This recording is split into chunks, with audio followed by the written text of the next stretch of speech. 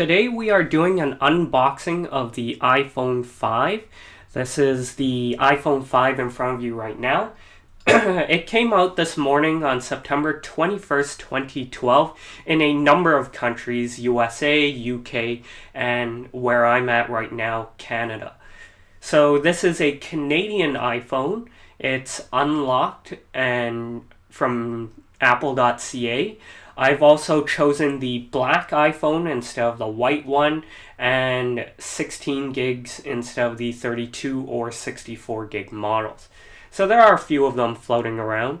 And this particular iPhone costed $6.99 from the Canadian store. Of course, the larger ones will cost more.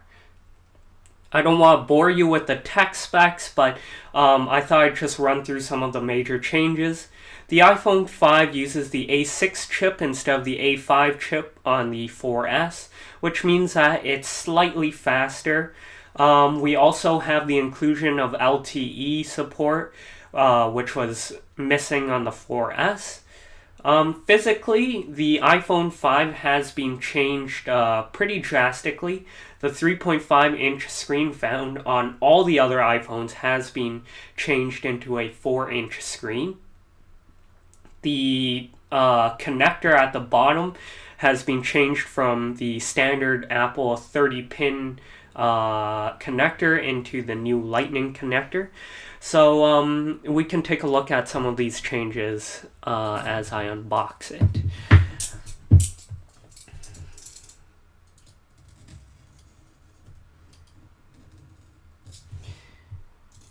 So as you can see, the box has been changed ever so slightly.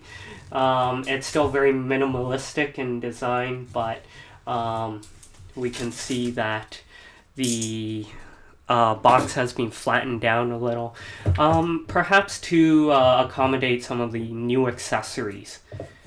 So here we have it. This is the iPhone 5.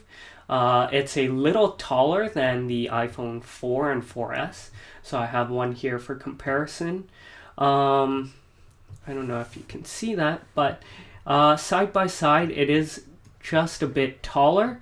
Width-wise, it is pretty much the same, and of course the screen has been increased quite a bit.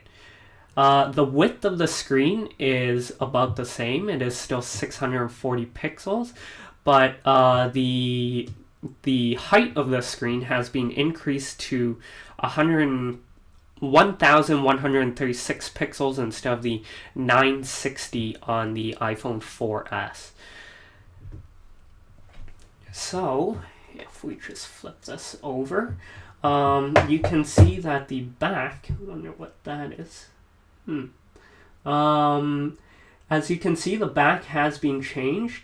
There are two different materials. We have, let's see if I can pull this off here. We have the anodized aluminum over here, and some of the glossy back on the top. So I think personally I like how the black one looks, but the white one I don't think it looks as good. And of course the front, we have the new camera, which apparently does 720p video instead of the VGA quality on the 4 and 4S.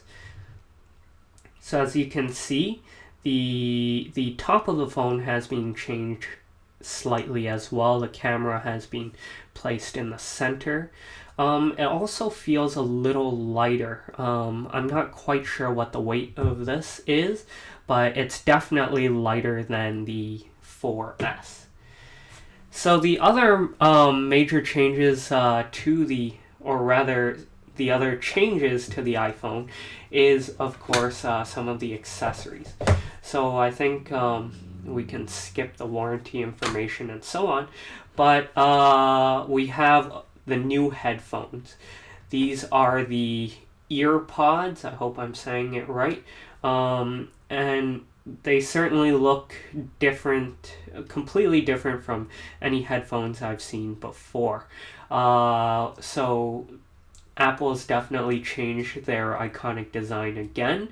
I've read online some people don't like it, it doesn't fit so well, but at the same time, a lot of people are saying the audio quality isn't bad for something bundled with a phone. Of course, we have the mic and the remote built in, so that'll come in handy. We also have the newly designed cable, so instead of the 30-pin jack, we now have the lightning connector. It's definitely a lot smaller. If we take a look at the iPhone 5, the bottom of the iPhone 5, we see that the connector is tiny in comparison to the 30-pin connector at the bottom of iPhone 4 and 4S's. As a result, we have larger grills for the speakers, and the headphone jack has been moved to the bottom. I'm not sure I like that decision, but I hear that some people are pretty okay with it. For me, I like to prop up the phone, so the headphone jack at the bottom might be a bit of a problem.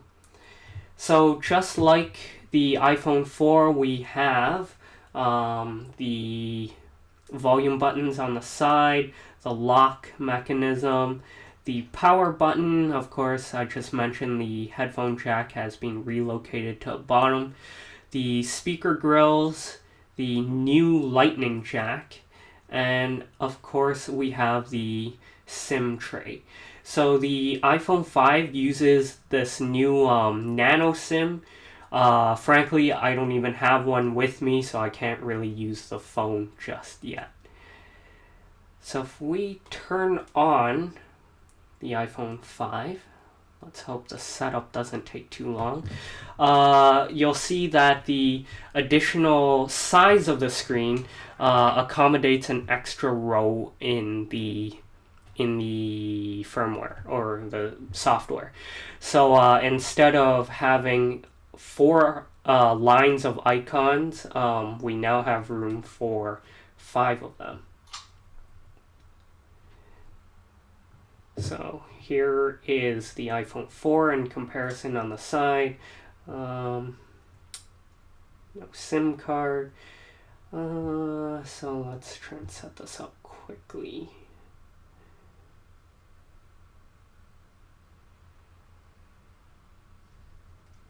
Just hang on a sec while I type in my password.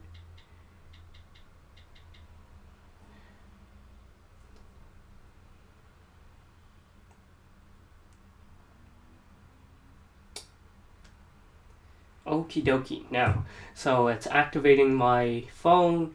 Activation failed. That kind of sucks. So I guess I can't show you guys how the phone is until I grab the nanoSIM. So I guess that's about it. I will definitely follow up with another video showing the actual software. And I hope you guys enjoyed this unboxing.